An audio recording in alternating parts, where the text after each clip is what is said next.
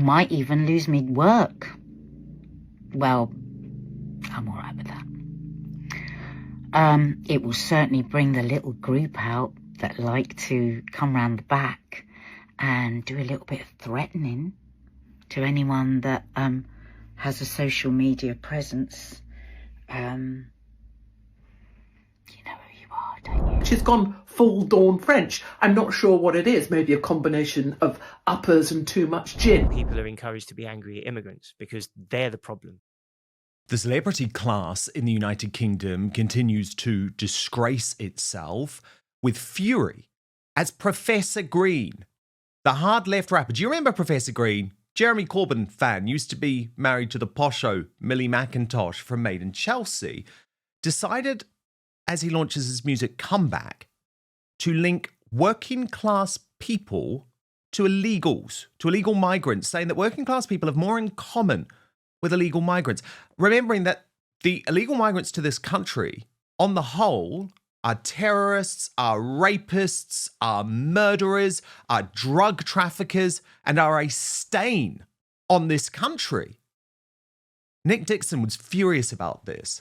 He posted, "So sick to claim working class Brits have more in common with migrants who are raping their children than they do with a middle class British person. If it wasn't for the visible branding, I would assume this show was called Clueless Wankers." Here's that part of the conversation. Do you think in the working class community, there's a lot of men who are lost? There's a really terrifying book, Boys and Men, by Richard Reeves. And he talks about, the effect of men becoming less marriageable, men becoming unmarriageable. So therefore women looking at them as just an extra mouth to feed and thinking they can do everything themselves. Wow. That's not villainizing women, by the way, but No. just what's happening. There's so much fucking division. We're not even, against patriarchy together. It's just, well, if women are doing better, it must be at the cost of men. You know what I mean? Like, let's feed that to men.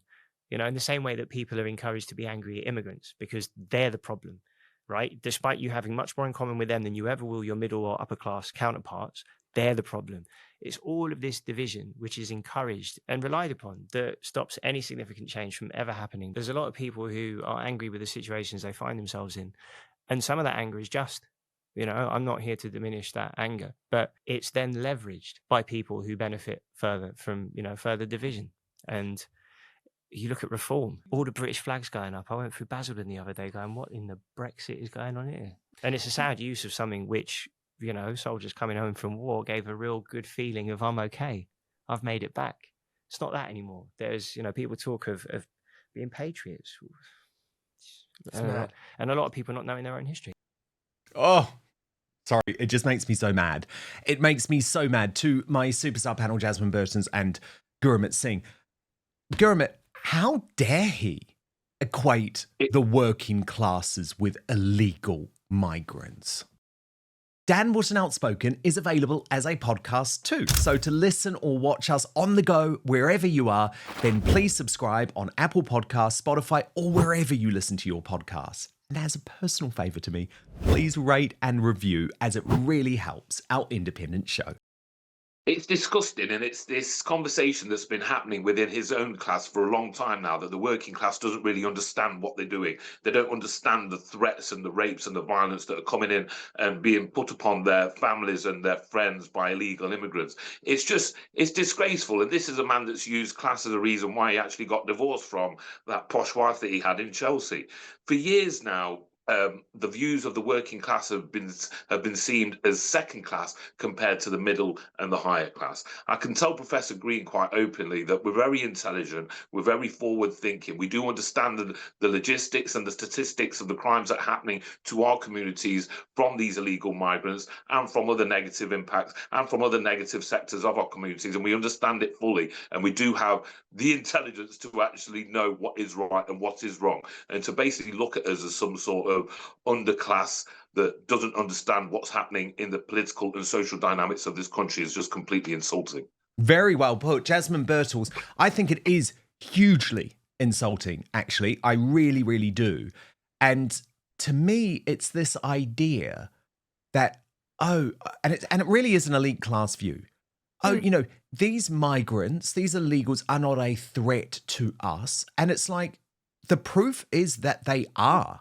And they are a threat in so many ways. Well, yes, the whole point of immigration is to bring down wages. It's a macroeconomic plan. So the more people you have in a country, the higher your GDP, your gross domestic product should be, because part of the way to calculate GDP is head count. So, you know, the more heads you have, the higher your GDP. And so the government looks rather good, goes, oh, look, our GDP is up. But for those on the ground, and particularly for the working class, just the very existence of legal migrants as well as illegal ones means that on the whole, their salaries, their pay goes down. It's harder for them to get work. It's harder for them to get well-paid work. And actually, there is also an argument to say that in the upper echelons, if you like, there is a problem there with legal migration. For example, in universities, we have a lot of universities now that have more and more foreign students who are paying quite well, quite nicely. But that means that it's harder for British students to get places. So there is a genuine threat to all sorts of echelons. Of course really. it is. Of course it is. But look, I increasingly feel like celebrities are going mad. It's really interesting for me. I used to be in this world, right, for years and years and years and years. And it was before woke. And people were not insane like this, because I knew Pro Green really well back in the day. He wasn't like this. And Nadia Sawalha, I knew Nadia Sawalha really well because I worked on ITV Daytime for 10 years.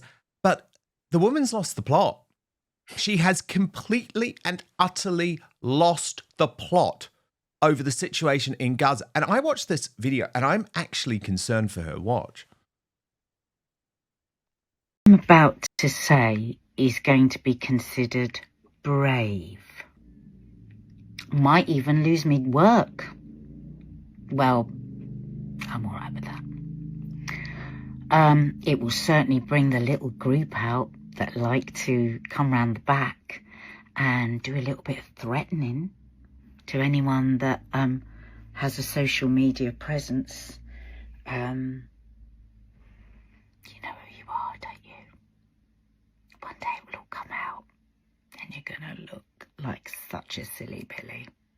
Don't forget, the UN spent 2 years investigating what's going on in Gaza, and it is defined as a genocide.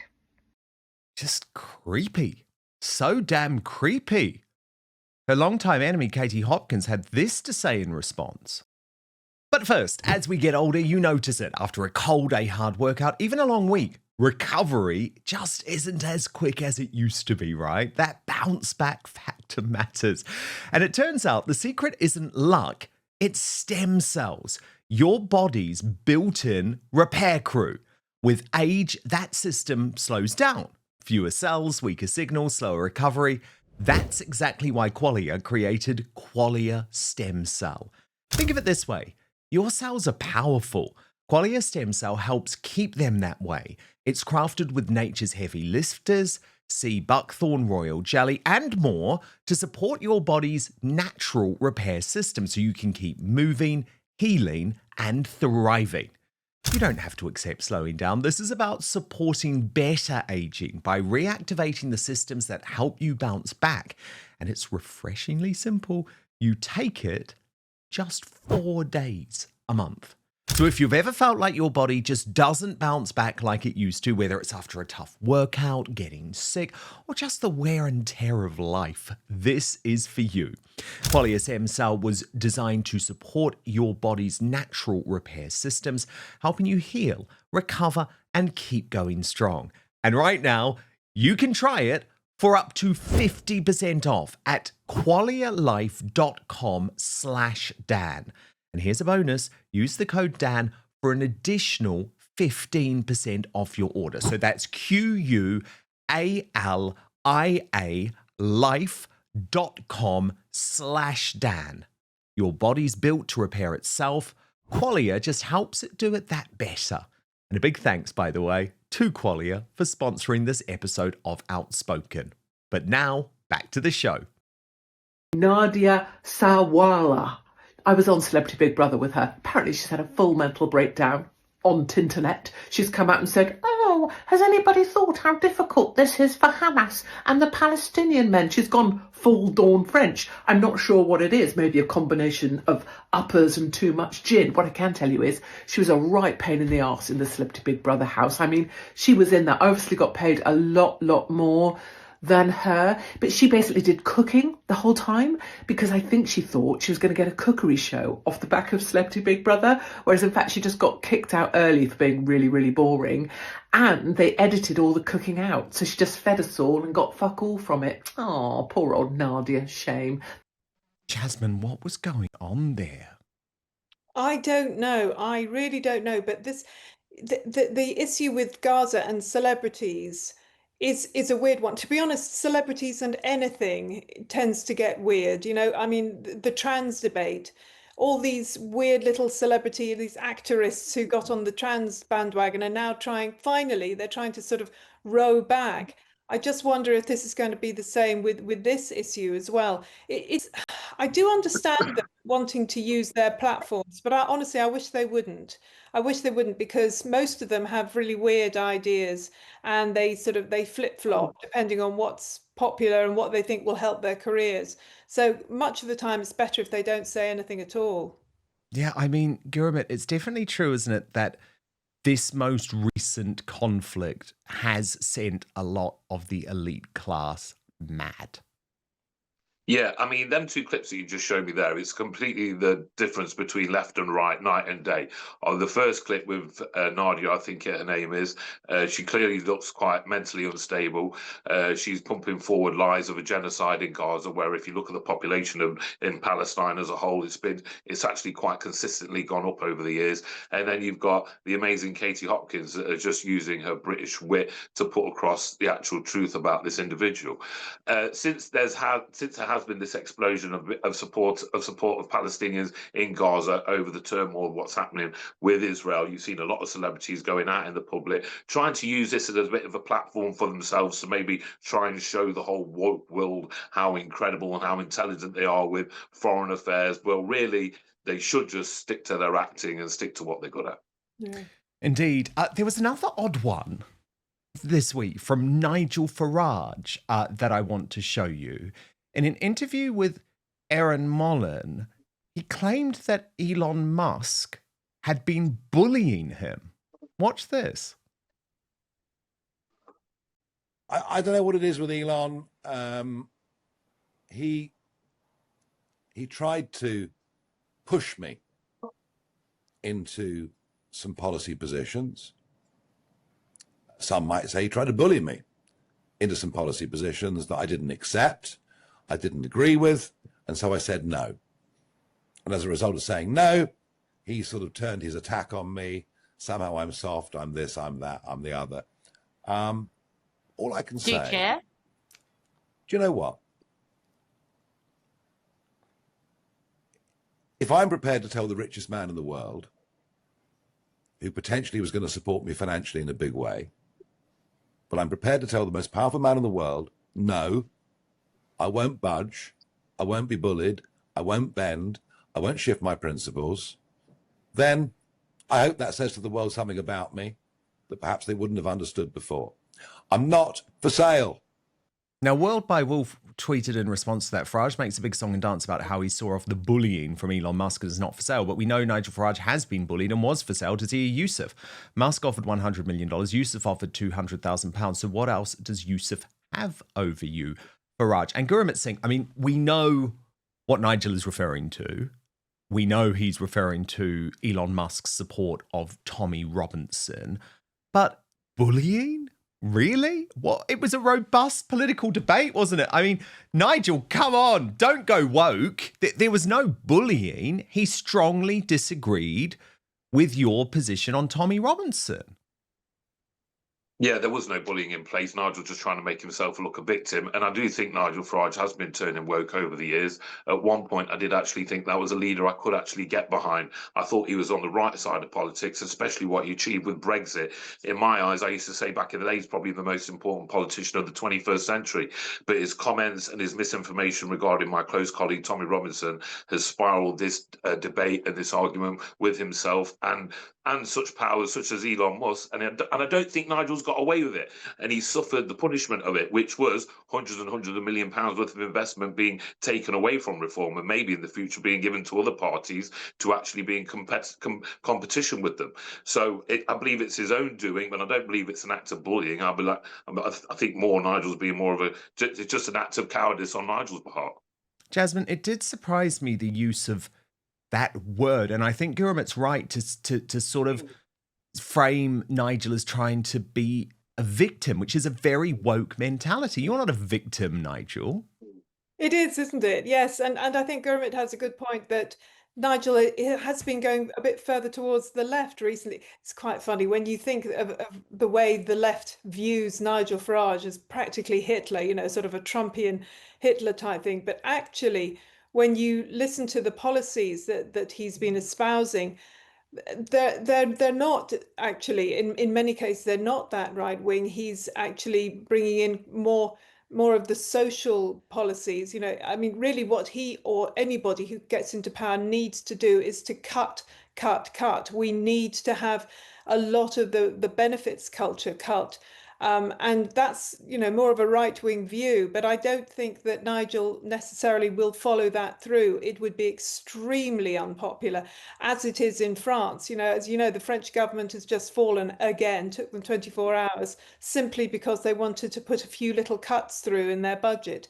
And that's the sort of thing that could happen here if we don't have somebody who is strong enough, like Margaret Thatcher, for example, or Millet, to say, we're doing it because we have to, tough, keep going. But I don't know that Nigel will do that. No, indeed. And it does feel like Western democracies are becoming ungovernable with the push towards sectarianism. And it is a huge worry, but Nigel has made it clear that he does intend to compromise on that front. But come on, Nigel, you know, I work with you. You're not the type of guy that says you were bullied by Elon Musk because you had a political disagreement. I just think that's weird language. Thank you so much for watching Dan Wootton Outspoken. Please click on my face just to the bottom left to subscribe to this brand new independent news source and turn on the notification bell so you'll be alerted to our brand new live shows, uncancelled interviews, and special royal episodes. Outspoken is also now available as a podcast, so you can listen to the show every weekday on the go, wherever you are.